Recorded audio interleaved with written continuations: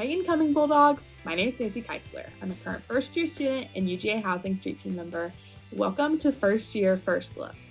In this episode, we're going to be going over roommates and how to pick them. In a lot of cases, a lot of students like to pick their roommate based off of their personal social media, which is a great option, but there's another option on the UGA Housing website. So you can utilize the UGA Housing roommate search tool under the doghouse. This is the part you're going to log in for.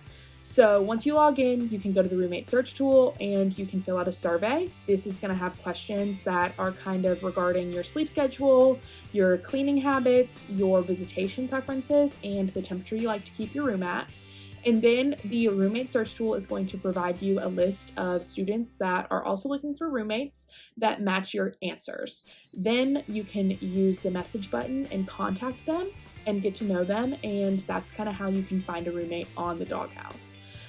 These questions are important whether you are finding a roommate on the doghouse or not, and you can find more questions on the Roommate Success Plan on UGA Housing's website. This is going to be a plan that you fill out with your RA and your roommate in the fall.